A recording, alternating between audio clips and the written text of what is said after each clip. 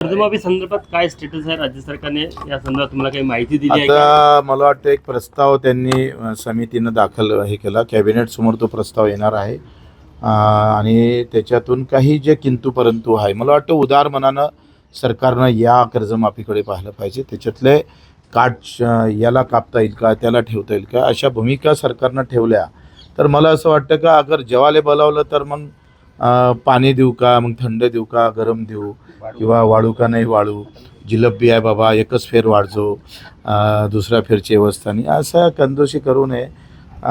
मला वाटते फडणवीस साहेबांनी सुद्धा यावर लक्ष घातलं पाहिजे. अगर देना है तो फिर पुरे दिल से, स्क्रुटिनी नको. नाही बिलकुल स्कूटी पाहिजेच. आमदाराला कशाला कर्जमाफी पाहिजे, कलेक्टरला कशाला कर्जमाफी पाहिजे. शेतकऱ्याचं वर्गीकरण करणं फार महत्त्वाचं आहे. बिल्डर असणाऱ्या शेतकऱ्याला कर्जमाफी द्या. समजा आता तुमचा मीडियाचा प्रमुख आहे, संपादक, त्याला तुम्ही कर्जमाफी देणार. शेतकरी आहे म्हणजे कोण आहे? तो नोकरी अधिकारी आहे आणि शेतकरी असेल तर त्याला कापा ना. आमदार आणि शेतकरी असेल तर त्याला कापलं पाहिजे.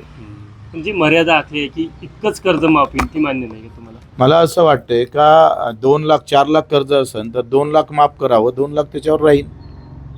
पण त्याला अशी अट घालू नये 2 लाखापर्यंतच कर्जमाफी. किती काही कर्ज असलं किमान 2 लाख तरी माफ केलं पाहिजे. कसं आहे, लढा आपण जो उभा केला आणि त्याच्यातून जे घोषणा झाली, घोषणेपर्यंत आपण थांबलो नाही आणि घोषणा करून घेतली. आता त्याचं GR निघणं औपचारिकता बाकी आहे. पण लोक म्हणते कर्जमाफी तर झाली नाही, बच्चू कडू शिवसेनेत कसा केला. अरे विधान परिषदमध्ये सभेमध्ये घोषणा करणं ही फार मोठी गोष्ट आहे. त्या घोषणेपासून सरकारला पळ काढता येणार नाही आणि आता तर आम्ही सरकारमध्ये आम्ही पडू देणार नाही, त्याच्यापाशीच ठाम ठेवू. भाऊ, नवीन हंगामासाठी कर्ज घेताना शेतकऱ्यांना कुठेतरी अडचणी जाण्याची शक्यता आहे. अनेक ठिकाणी बँकवाले जे आहे ते पाहिजे त्याप्रमाणे शेतकऱ्यांना मदत करत नाही. त्यासाठी कुठेतरी हे अगदी बरोबर आहे का कर्ज मागचं कर्ज थकीत आहे आणि नवीन कर्ज देता येत नाही. त्या संदर्भात मला वाटतं या 10-15 दिवसात शासन निर्णय निघेल आणि तो शासन निर्णय निघाल्यानंतर जे थकीत कर्जदार आहे, जसं मी माझ्या बँकेचा अध्यक्ष आहे, तर माझ्या बँकेतल्या किमान 70,000 शेतकऱ्यांची कर्जमाफी पूर्ण होईल. खरं जर विदर्भातला जर विचार केला आपण तर 1.5 ते 2 लाखापर्यंतच कर्ज शेतकऱ्यांवर आहे. तर ते सगळे माफ होणार आहे. 70,000 लोकांना फायदा माझ्या एकट्या बँकेत होणार आहे आणि त्याच्यामुळे आता आम्ही जे धोरण आखतोय की त्यांना कर्ज देण्याच्या संदर्भातला विषय आपण समोर नेणार आहोत. कडूजी, नाना पटोले यांनी तुम्ही वर कटाक्ष केला आहे की उपमुख्यमंत्रीना मुख्यमंत्री बनू, यासाठी तुम्हाला म्हणणार की नया मला 5 बार नमाज पडता, यावर तुमचं काय बोलणं?